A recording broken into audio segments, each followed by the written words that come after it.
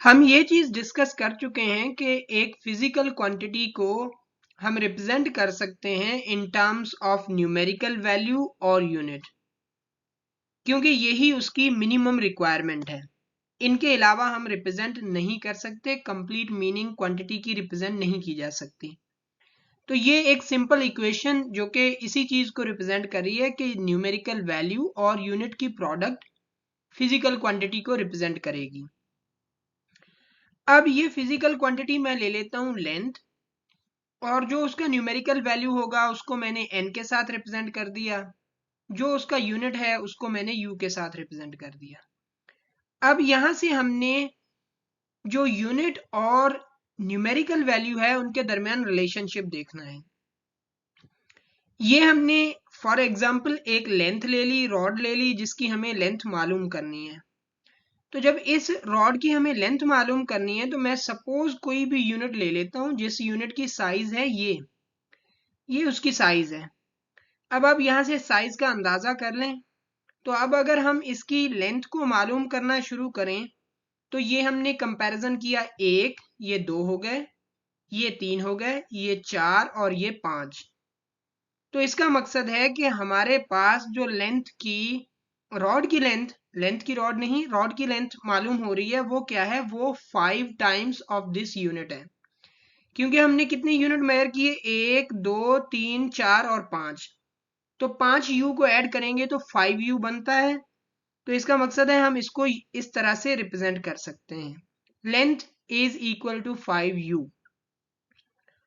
अगर हम यूनिट थोड़ा स्मॉल ले लें तो स्मॉल यूनिट के केस में हमें कितनी लेंथ मिलेगी ये भी देखते हैं। अब इस स्मॉल यूनिट को मैं से सपोज v कह देता हूं, ये u नहीं है क्योंकि u बड़ा था।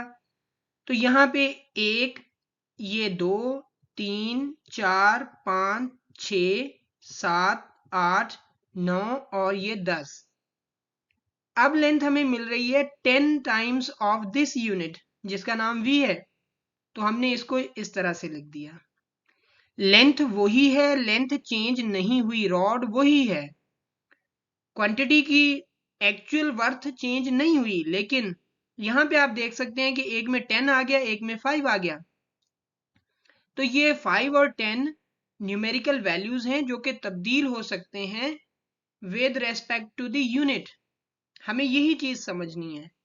तो यहाँ पे अगर मैं आपको इस तरह से रिप्रेजेंट करके दूं कि यूनिट जब बड़ा है उस कंडीशन में न्यूमेरिकल वैल्यू कम है, जब यूनिट स्मॉल है उस कंडीशन में न्यूमेरिकल वैल्यू ज्यादा है। इसका मकसद है इनवर्स रिलेशनशिप है दोनों चीजों के दरमियान। तो यूनिट हम खुद से लेंगे तो न्यूमेरिकल वैल्यू जो है वो इनवर्सली चेंज होता रहेगा यूनिट के साथ साथ, यूनिट बड़ा, न्यूमेरिकल वैल्यू कम। लेकिन इन दोनों की प्रोडक्ट हमेशा कांस्टेंट रहेगी। जब प्रोडक्ट हमेशा कांस्टेंट रहेगी तो इस प्रोडक्ट को हम कहते हैं मैग्नीट्यूड। तो सिर्फ न्यूमेरिकल वैल्यू, आप ये चीज अपने जहन में बिठा लें कि सिर्फ न्यूमेरिकल वैल्यू जो है वो मैग्नीट्यूड नहीं है, बल्कि ये जो चीज आपके पास यहाँ पे मिल रही है जिसको हम कहते हैं कि numerical value multiplied by unit, ये मैग्नीट्यूड है जो कि जो भी चीज आप ले रहे होंगे उस कंडीशन में ये आपको कांस्टेंट ही मिलेगा। आप यूनिट छोटा ले लें, यूनिट बड़ा ले लें, हर कंडीशन में मैग्नीट्यूड की वर्थ सेम रहेगी, लेकिन न्यूमेरिकल वैल्यू चेंज हो सकता है with respect to the unit. So this is the main concept behind this discussion. किसी भी सिस्टम के अंदर हम जो यूनिट्स देखते हैं वो दो तरह के तो लाजमी तौर पे होते हैं। एक जो हम खुद से डिफाइन करते हैं जिनको हम बेस यूनिट्स बोलते हैं, और दूसरे ड्राइव्ड यूनिट्स जो कि इक्वेशंस में से हमें खुद ब खुद मिल जाते हैं। तो जो बेस यूनिट्स हैं उनको डिफाइन करने के लिए भी क्राइटेरिया है। मतलब ऐसा नहीं कि हम अपनी तरफ से कोई भी बेस यूनिट डिफाइन कर देंगे। तो उनके लिए क्या क्राइटेरिया है, क्या चीजें हैं जिनकी बेसिस पे हम बेस यूनिट को डिफाइन कर सकते हैं, कि हमें कौन सी चीजों का ख्याल रखना है कि बेस यूनिट में क्या चीज होनी चाहिए या क्या नहीं होनी चाहिए। सबसे पहली चीज ये है कि जो बेस यूनिट है that must be of appropriate size and well defined. मतलब उसमें कोई गुंजाइश ना हो कि कोई इबहम हो, कोई अनडिफाइंड हो, या इस तरह से एम्बिगियसली डिफाइंड हो कि उसकी मीनिंग कंप्लीटली समझ नहीं आ रही हो। तो वेल डिफाइंड और एप्रोप्रिएट साइज, मतलब ऐसा भी नहीं कि हमारी जो फिजिकल वर्ल्ड है वो हम चीज़ों के साथ जिनके साथ डील करते हैं डेली लाइफ में वो है मीटर्स की, और हम कोई ऐसा यूनिट इस्तेमाल कर लें जो कि पूरी यूनिवर्स के लेवल का हो, तो हम ऐसा यूनिट इस्तेमाल नहीं कर सकते। एप्रोप्रिएट साइज और वेल डिफाइंड होना चाहिए। और दूसरी चीज ये है कि वो इजीली रिप्रोड्यूसिबल हो एट ऑल द प्लेसेस। इसकी इसकी मीनिंग ये होगी कि ऐसा ना हो कि उस यूनिट को हम सही नमूने से डिफाइन कर सकें, समझ सकें पाकिस्तान के अंदर किसी लेबोरेटरी में, लेकिन इंडिया में वो रिप्रोड्यूसिबल ना हो किसी लोकेशन पे, due to the change in temperature, pressure और समथिंग एल्स। तो उसकी रिप्रोड्यूसिबिलिटी जरूरी है, वो रिप्रोड्यूसिबल हो। और तीसरी चीज यही कि वो इनवेरिएंट हो due to the difference of time, temperature, pressure etcetera. मतलब उस पे इन चीजों का अफेक्ट ना हो, ये चीजें उसे अफेक्ट ना कर सकें।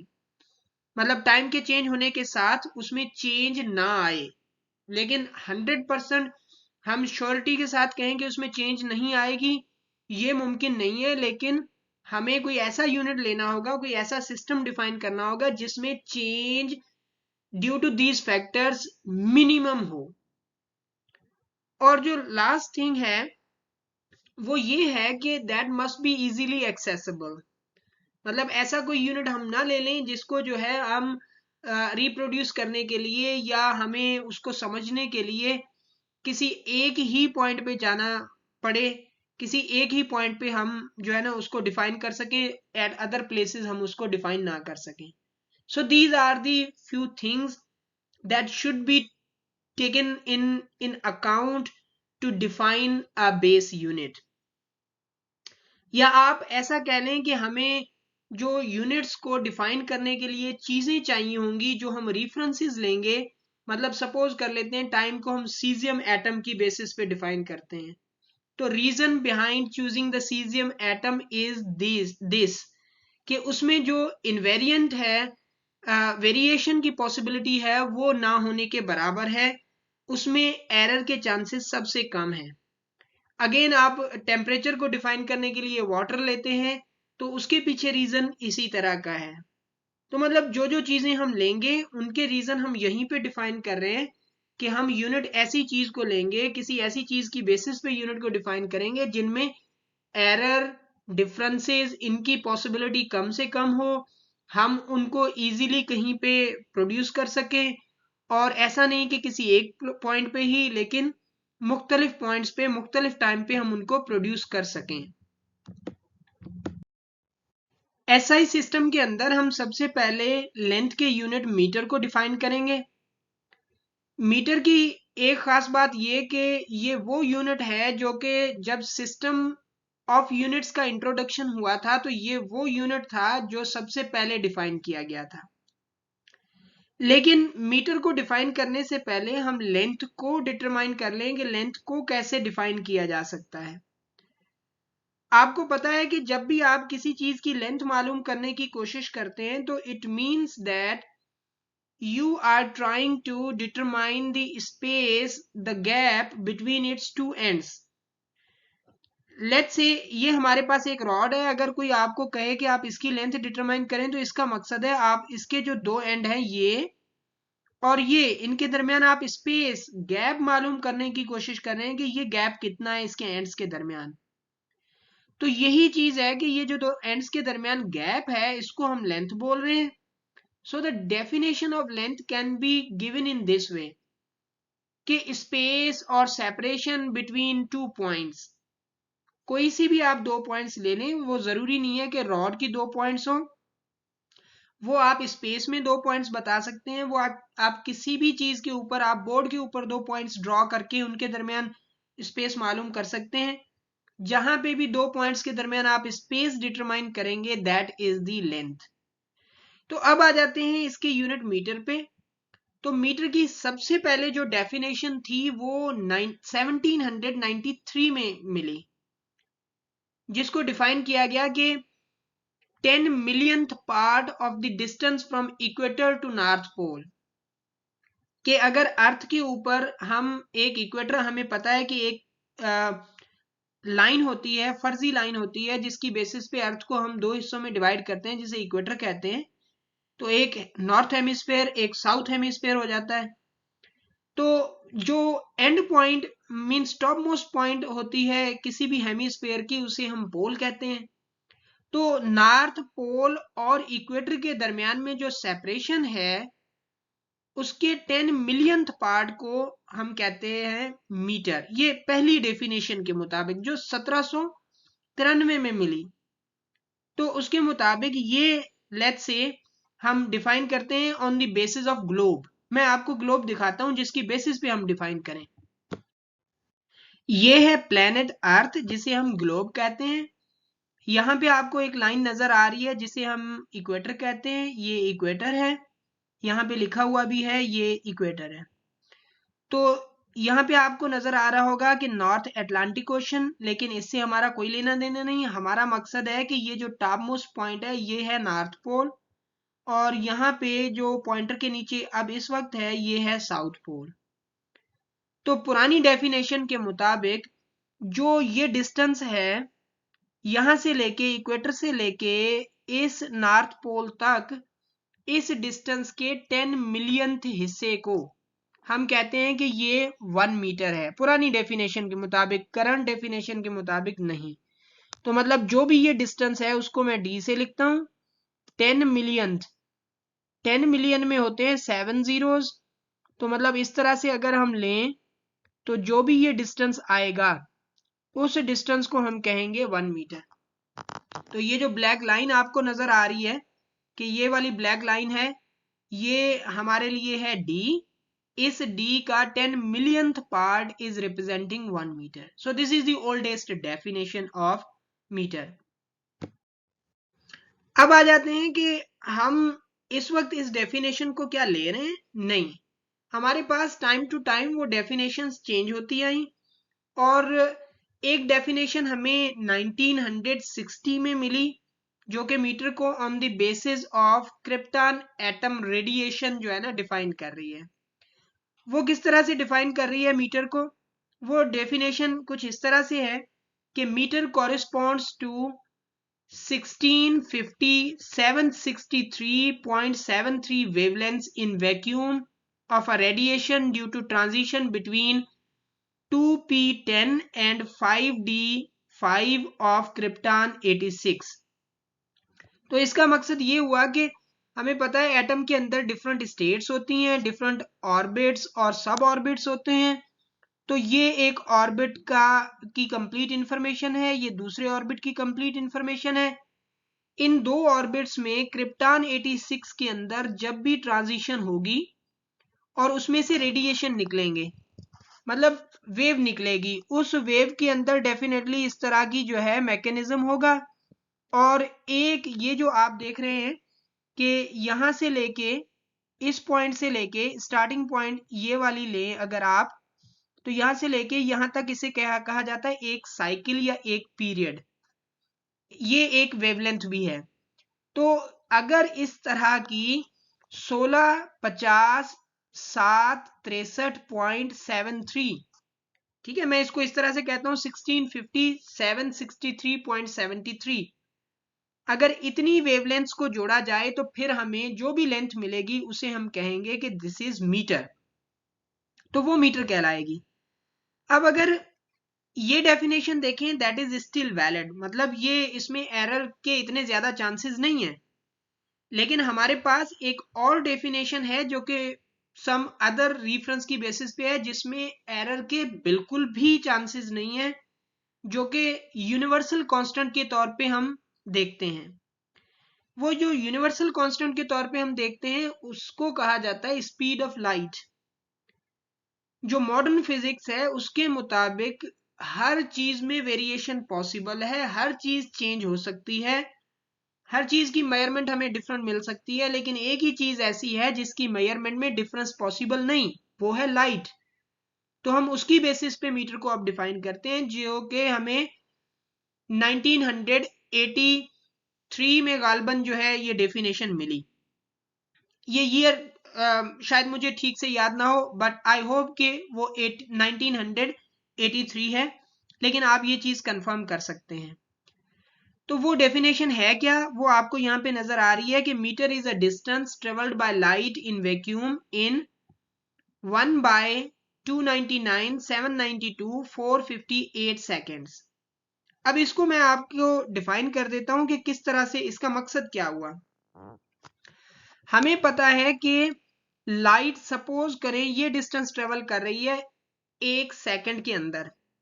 लेट्स से एक मिसाल ले लेते हैं कि ये जो भी डिस्टेंस है हमें स्पीड ने कवर करके दिया 1 सेकंड के अंदर।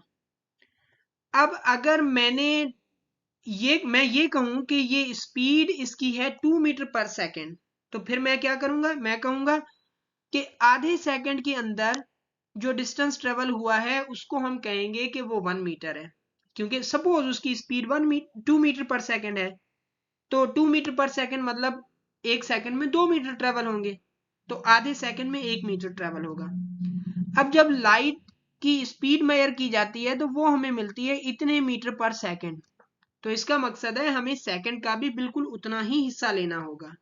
यहाँ पे आप देख सकते हैं 2 मीटर थी, तो 1 को 2 से डिवाइड किया, सेकंड को 1 सेकंड को 2 से डिवाइड किया। लेकिन अगर 3 मीटर पर सेकंड होगी तो 1 को 3 से डिवाइड करेंगे। अगर इतनी स्पीड होगी ये जो यहाँ पे रिप्रेजेंट की गई है, तो 1 को इतनी स्पीड के साथ डिवाइड करके उतने टाइम के अंदर जो भी डिस्टेंस ट्रेवल होगा उसे हम 1 मीटर का नाम देंगे। एसआई सिस्टम के अंदर मास भी एक बेस क्वांटिटी है। तो पहले मास को डिफाइन कर लेते हैं, और मास को डिफाइन करने के लिए मैं सपोज करता हूं कि ये हमारे पास एक क्यूब है। अब आप यहाँ पे सपोज करें इतने ही क्यूब के अंदर आपने गैस भी ले ली, इतने ही क्यूब के अंदर आपने लिक्विड भी ले लिया, इतने ही क्यूब के अंदर आपने सॉलिड भी ले लिया। तो क्या सब में मैटर पार्टिकल्स सेम होंगे? तो बिल्कुल आपका जवाब यही होगा कि नहीं। क्यों? गैसेस के पार्टिकल्स फार अवे होते हैं, लिक्विड में कुछ करीब होते हैं, सॉलिड में और करीब होते हैं। तो जितने करीब आते जाएंगे तो उतनी पार्टिकल की तादाद कम स्पेस के अंदर ज्यादा होती जाएगी। तो इसी तरह से अगर आप इसी क्यूब के अंदर ये 3 डिफरेंट स्टेट्स ले रहे हैं तो तीनों में क्वांटिटी ऑफ मैटर डिफरेंट होगी। क्यों? नंबर ऑफ पार्टिकल्स डिफरेंट हैं। अब मास में हमारा मकसद पार्टिकल्स को गिनना नहीं होता, लेकिन पार्टिकल्स के कम ज्यादा होने से मास डेफिनेटली डिफरेंट होता है, क्योंकि क्वांटिटी ऑफ मैटर पार्टिकल पे थोड़ा बहुत जरूर डिपेंड करता है, लेकिन जरूरी नहीं कि डिपेंड करे। एक और एग्जांपल ले लेते हैं कि अगर हमारे पास एक हीलियम का एटम है और 2 है हाइड्रोजन के एटम, तो क्वांटिटी ऑफ मैटर किस में ज्यादा होगी? तो नंबर ऑफ पार्टिकल तो हाइड्रोजन के ज्यादा हैं, 2 हैं। नहीं, हाइड्रोजन के अंदर बेसिक पार्टिकल्स कितने हैं? एक प्रोटॉन है और एक इलेक्ट्रॉन है। तो 2 एटम के अंदर कितने हो गए? 2 प्रोटॉन और 2 इलेक्ट्रॉन। लेकिन अगर आप देखेंगे हीलियम के अंदर एक एटम के अंदर ही 2 न्यूट्रॉन, 2 प्रोटॉन और 2 इलेक्ट्रॉन मौजूद हैं। तो इसका मकसद है जो क्वांटिटी ऑफ मैटर है वो अभी भी हीलियम के अंदर ज्यादा है। तो क्वांटिटी ऑफ मैटर हम टोटल मैटर की अमाउंट को देखने की कोशिश करते हैं कि उसके अंदर टोटल बेसिक पार्टिकल्स और उनकी जो सारे की सारी अमाउंट है वो क्या है। तो इसीलिए हम इसको डिफाइन करते हैं quantity of matter present in the body. तो जो भी क्वांटिटी ऑफ मैटर प्रेजेंट है बॉडी के अंदर उसको हम कहते हैं मास। और मास का जो एसआई यूनिट है वो है किलोग्राम। किलोग्राम को एक बेसिक डेफिनेशन के थ्रू इस तरह से भी डिफाइन किया जाता है कि mass of 1 cubic decimetre means 1 litre of water at 4 Celsius. मतलब अगर आपके पास टेम्परेचर कितना है? टेम्परेचर है 4 सेंटीग्रेड, अब आप कहेंगे कि 4 सेंटीग्रेड ही क्यों? वो इसलिए कि यहाँ पे वाटर की डेंसिटी मैक्सिमम होती है और आप क्वांटिटी कितनी लें? 1 लीटर। तो 1 लीटर वाटर के अंदर जो भी जितने भी पार्टिकल होंगे, जितनी भी क्वांटिटी ऑफ मैटर होगी, वो 1 किलोग्राम है। अब आपने सपोज कर लें वो क्वांटिटी आपको ये मिल गई, इसके अंदर जितनी भी क्वांटिटी है आपने उसको 1 kg कह दिया। अब किसी और चीज के अंदर, मतलब आपके पास दूसरा ऑब्जेक्ट है मेटल। मेटल की इतनी बड़ी साइज नहीं चाहिए हमें। अब मेटल के लिए आपको 4 सेल्सियस टेम्परेचर नहीं चाहिए। मेटल के लिए आपको जो 1 लीटर वॉल्यूम है वो नहीं चाहिए। अब आपको मेटल के लिए क्या चाहिए? मेटल के लिए आपको इसके अंदर उतना कंटेंट ऑफ मैटर चाहिए जितना के 1 किलोग्राम ऑफ वाटर में था। मतलब जो आपने 1 kg का स्टैंडर्ड सेट कर दिया, अब बिल्कुल इतनी ही अमाउंट, इतने पार्टिकल नहीं, इतना टेम्परेचर नहीं, इतना वॉल्यूम नहीं, इतना कंटेंट ऑफ मैटर अगर किसी के अंदर भी होगा तो वो 1 किलोग्राम कहलाएगा।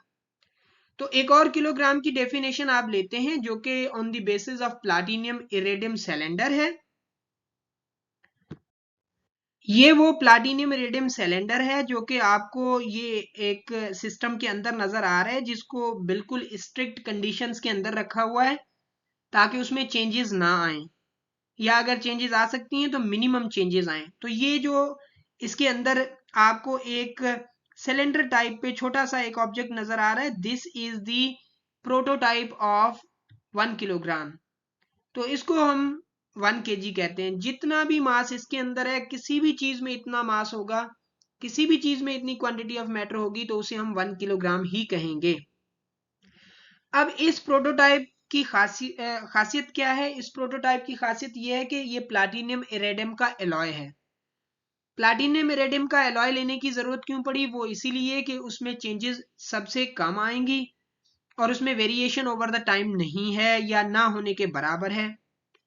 और इसकी डायमेंशंस क्या हैं? अगर इसकी डायमेंशंस की बात करें तो ये जो प्लाटिनियम इरेडियम सिलेंडर है, इसका डायामीटर और इसकी हाइट दोनों आपस में बराबर है,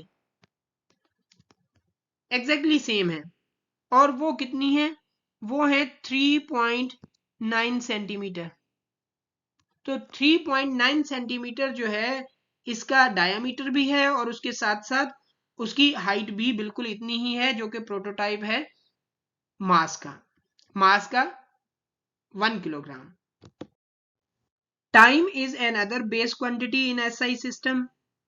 टाइम को डिफाइन करना हमारे लिए थोड़ा सा मुश्किल इस तरह से है कि ये लेंथ, मास या वॉल्यूम की तरह की क्वांटिटी नहीं है जिसको हम फिजिकली टच करके मेजर कर सकें, लेकिन इसको डिफाइन किया जाता है on the basis of events.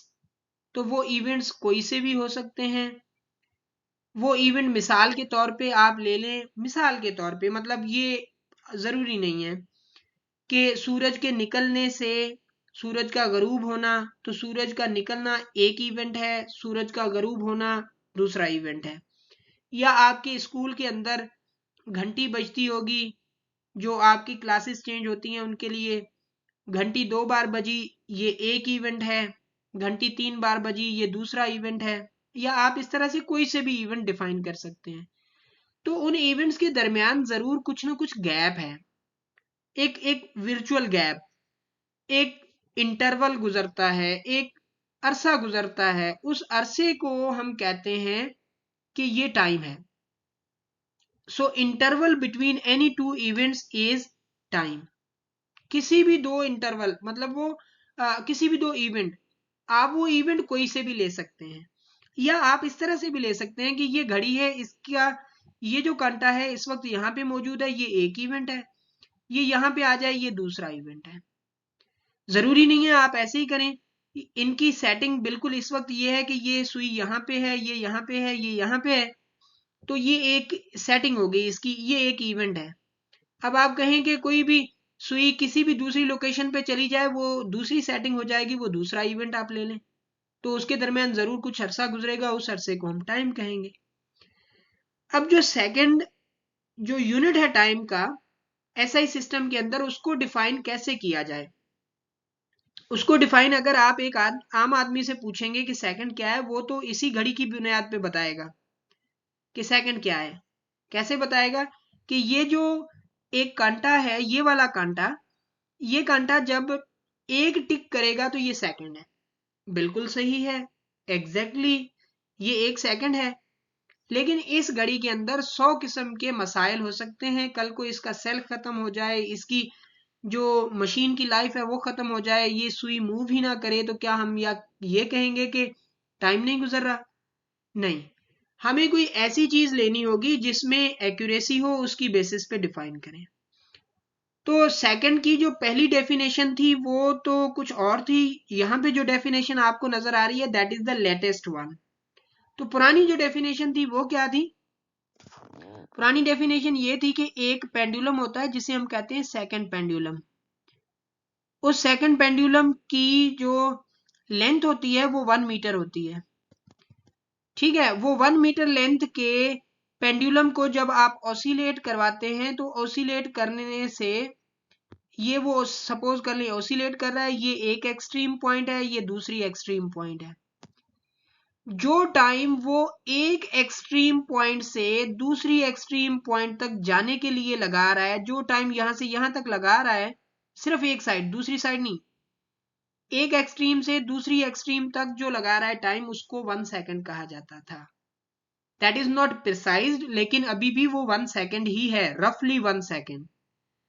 लेकिन जो लेटेस्ट डेफिनेशन है that is based on the caesium 133 कि भाई जब किसी एटम में से रेडिएशन निकलते हैं, जैसा कि हमने मीटर में भी डिफाइन किया कि रेडिएशन इस तरह से निकलेंगे, तो वो जो रेडिएशन निकल रहे हैं उन रेडिएशंस की बेसिस पे भी हम डिफाइन कर सकते हैं। किस तरह से? कि ये एक रेडिएशन कंप्लीट होने के लिए कुछ ना कुछ तो टाइम लगा रहा होगा, एक साइकिल, एक पीरियड कंप्लीट करने के लिए। तो अब डिपेंड करता है कि अगर वो एक सेकंड में 2 साइकिल कंप्लीट कर रहा है तो हम कहेंगे 2 साइकिल कंप्लीट करने के लिए जो टाइम लगेगा उसको 1 सेकंड कहेंगे। और अगर 3 सेकंड लगाएगा, 3 साइकिल कवर करेगा, तो हम कहेंगे 3 साइकिल के लिए जो टाइम लगा रहा है उसको 1 सेकंड कहेंगे। इसी तरह से ये जो सीजियम एटम है, इसमें से इसके हाइपरफाइन लेवल्स में से जब रेडिएशन निकलता है तो वो एक सेकंड के अंदर इतने साइकिल कवर करता है, 9192631770, इतने साइकिल कंप्लीट करता है। तो फिर तभी हम कहते हैं कि सीजियम एटम के हाइपरफाइन लेवल्स में से जो रेडिएशन निकलता है उसको इतने पीरियड्स कवर करने के लिए जो टाइम रिक्वायर्ड है, that time is known as 1 second. 1 second is a time that corresponds to 9192631770 periods of radiation from 2 hyperfine levels of ground state of cesium atom। ठीक है जी, इसको हम 1 सेकंड कह रहे हैं। इलेक्ट्रिक करंट, इसको डिफाइन करने से पहले जस्ट करंट को हम डिफाइन कर लें। करंट क्या है? Current is a rate of flow. वो मैकेनिकल करंट भी हो सकता है, मतलब किसी भी एक पाथ में से लोग गुजर रहे हैं तो उनके फ्लो का भी कुछ ना कुछ रेट है। फ्लूइड का भी करंट हो सकता है, मतलब फ्लूइड किसी पाइप में से गुजर रहा है, वो भी एक करंट है, फ्लो है। तो rate of flow is known as current. लेकिन यहाँ पे हम किस चीज को डिस्कस कर रहे हैं? हम कर रहे हैं इलेक्ट्रिक करंट को। तो electric current is rate of flow of electric charge. जो इलेक्ट्रिक चार्ज का के फ्लो का रेट है उसको हम इलेक्ट्रिक करंट कहते हैं। अब उसको डिफाइन करने के लिए हमने, उसके यूनिट को डिफाइन करने के लिए हमने क्या करना है? हमें पता है कि इलेक्ट्रिक करंट के साथ मुख्तलिफ जो इफेक्ट्स हैं वो एसोसिएटेड हैं। फॉर एग्जाम्पल, जब किसी तार में से करंट गुजरता है, ये मैं एक तार ले रहा हूं, करंट गुजरता है तो ये गर्म होती है, मीन्स हीट जनरेट होती है, तो हीटिंग इफेक्ट भी है। इसी तरह से जब चार्ज जा रही है तो चार्ज के साथ electric effect means electric field associated होती है। इसी तरह का एक और इफेक्ट भी होता है कि चार्ज के मूव करने से वो रेस्ट में नहीं होता, मूव करने से मैग्नेटिक इफेक्ट भी पैदा होता है। तो वो मैग्नेटिक फील्ड पैदा होती है उस तार के, उस वायर के सराउंडिंग में, तो वो मैग्नेटिक इफेक्ट है। तो जो यूनिट है इलेक्ट्रिक करंट का, वो मैग्नेटिक इफेक्ट की बेसिस पे डिफाइन किया जाता है कि अगर हमारे पास दो वायर्स हों, एक ये वायर है एक ये वायर है, दोनों को आपस में हम पैरेलल प्लेस करें और सेपरेशन कितनी रखें उनके दरमियान, 1 मीटर की सेपरेशन पे हमने पैरेलल प्लेस कर दी, और उनकी लेंथ क्या हो, इनफिनाइट हो, बहुत ज्यादा लंबी तारें हो। अगर उस कंडीशन में आप दोनों तारों में से करंट गुजारें 1-1 एम्पेयर का, तो उनमें इतनी अट्रैक्शन होगी 2 इंटू 10⁻⁻7 न्यूटन पर मीटर। हर मीटर के अंदर इतनी फोर्स ऑफ अट्रैक्शन या रिपल्शन होगी। अगर सेम डायरेक्शन में करंट जाएगा तो अट्रैक्शन होगी, क्योंकि मैग्नेटिक इफेक्ट, ये तार भी मैग्नेटिक फील्ड क्रिएट कर रही है, यहाँ पे ये तार भी मैग्नेटिक फील्ड क्रिएट कर रही है। तो उस मैग्नेटिक फील्ड की वजह से ये अट्रैक्ट भी कर सकती हैं, रिपेल भी। यहाँ पे हमने अट्रैक्शन शो की है तो करंट एक ही डायरेक्शन में जा रहा है, अगर अपोजिट डायरेक्शन में जाएगा तो रिपल्शन हो सकती है। But we don't care about attraction और रिपल्शन, कोई सा भी इफेक्ट हो। अगर 1-1 एम्पेयर दोनों में से गुजरेगा इस कंडीशन में, जब उनके दरमियान 1 मीटर डिस्टेंस होगा और उनके दरमियान जो फोर्स होगा वो ये होगा 2 इंटू 10⁻⁻7 न्यूटन पर मीटर। तो यही बेसिकली 1 एम्पेयर की डेफिनेशन है कि 1 ampere is the electric current which if maintained, 1 ampere वो करंट है जो कि अगर हम मेंटेन करें in two straight parallel conductors of infinite length, दो ऐसे कंडक्टर्स में जो स्ट्रेट हों, एक दूसरे के साथ पैरेलल हों और इनफिनाइट लेंथ रखते हों, ऑफ नेग्लिजिबल क्रॉस सेक्शन, कि उनकी थिकनेस ना होने के बराबर हो, and placed 1 metre apart in vacuum, vacuum के अंदर एक दूसरे से सिर्फ 1 मीटर की दूरी पे हों, would produce between these conductors a force equal to 2 into 10⁻⁻7 newton पर मीटर ऑफ लेंथ। हर मीटर के अंदर फिर वो करंट एक मीटर के अंदर 2 इंटू 10⁻⁻7 न्यूटन फोर्स क्रिएट करे, तो उसी को हम 1 एम्पेयर कहेंगे।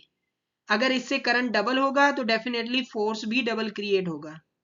मतलब अगर फोर्स हाफ क्रिएट हो रहा है, इसका मकसद है हम कहेंगे कि करंट भी हाफ जा रहा है।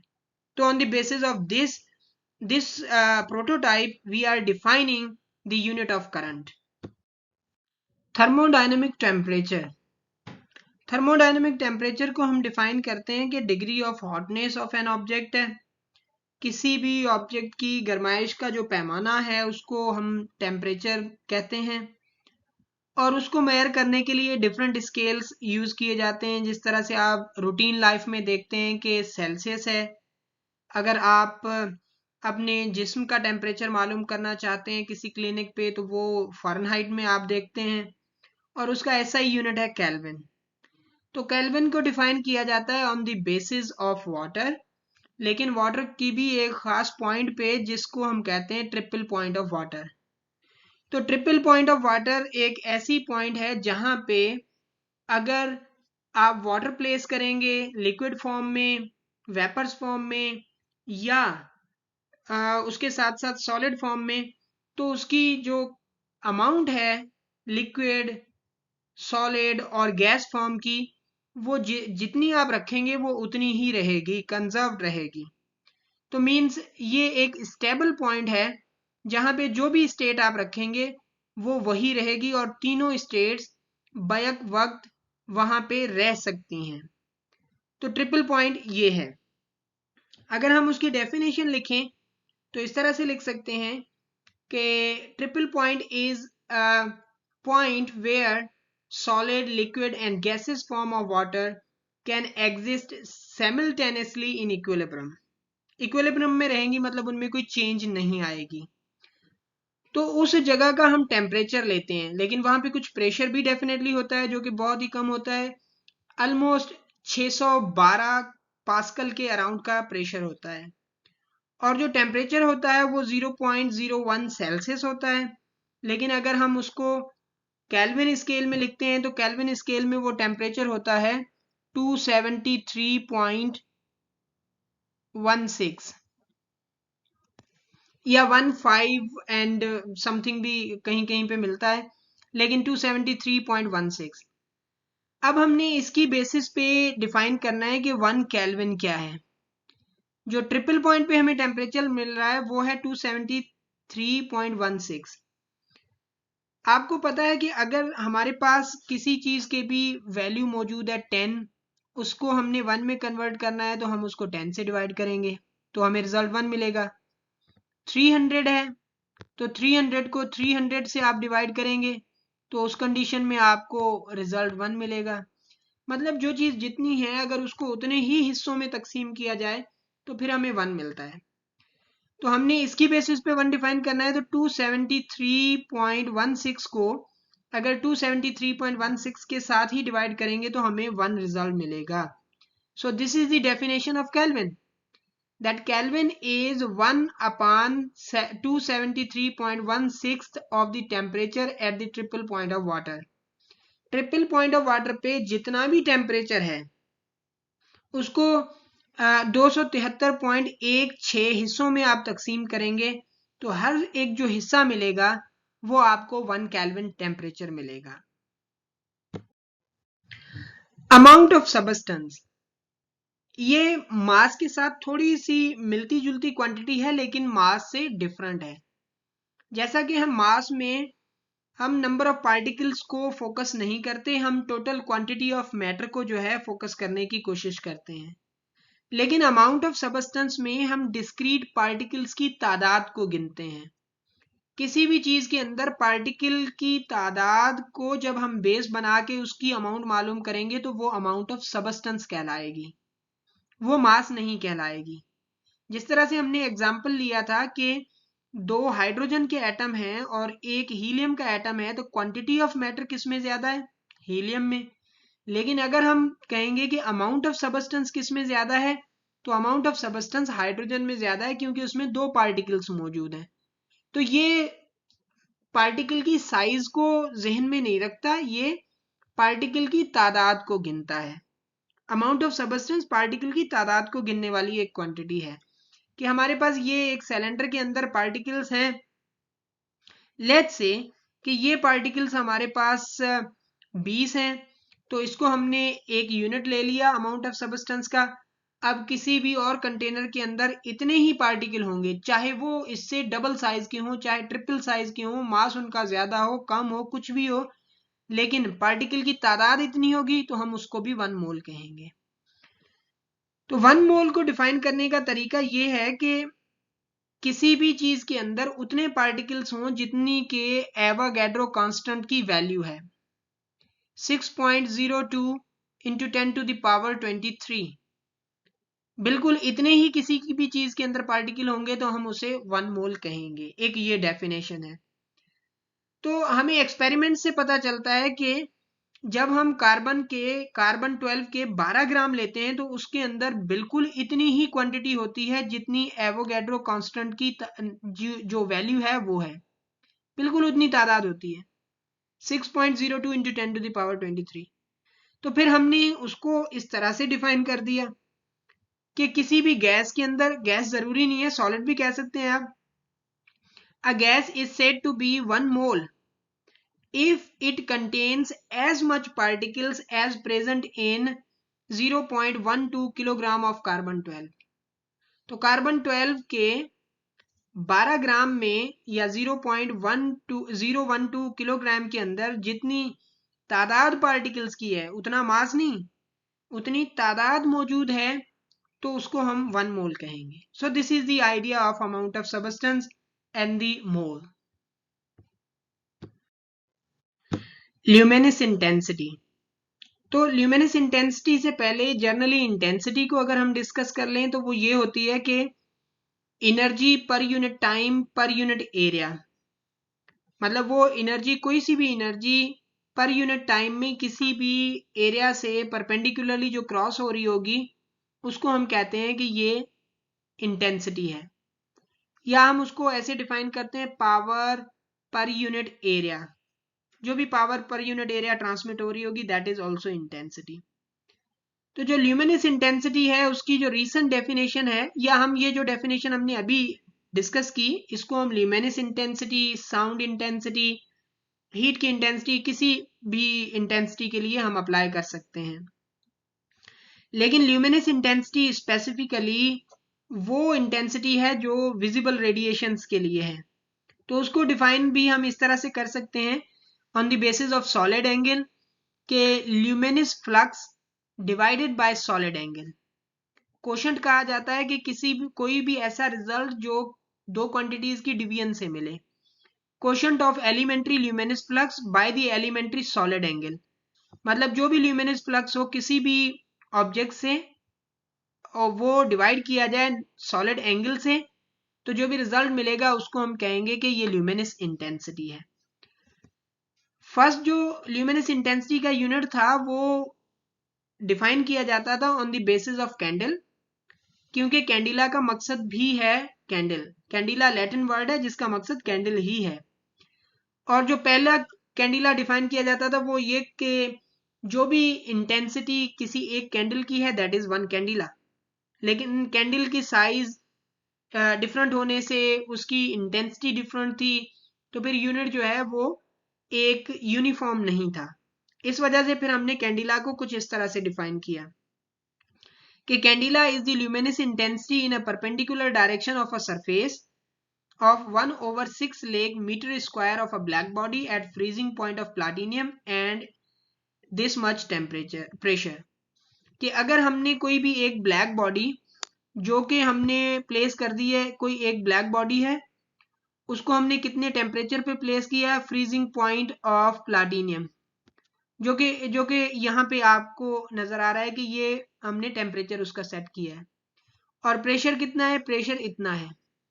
अब जो भी उसका एरिया है वो सारे एरिया में से रेडिएशन नहीं, लेकिन 1/6 लेक, मतलब सपोज कर लें ये जो एरिया है ये 1 मीटर है, तो इसको बराबर 6 लाख हिस्सों में तकसीम किया जाएगा। तो जो भी एक छोटे से हिस्से में से रेडिएशन निकल रहे होंगे वो कहे जाएंगे कि that is the one candela. So ये डेफिनेशन है वन कैंडिला की, कि हम उसको ब्लैक बॉडी की बेसिस पे और टेम्परेचर, प्रेशर और सरफेस एरिया की बेसिस पे इस तरह से डिफाइन कर सकते हैं।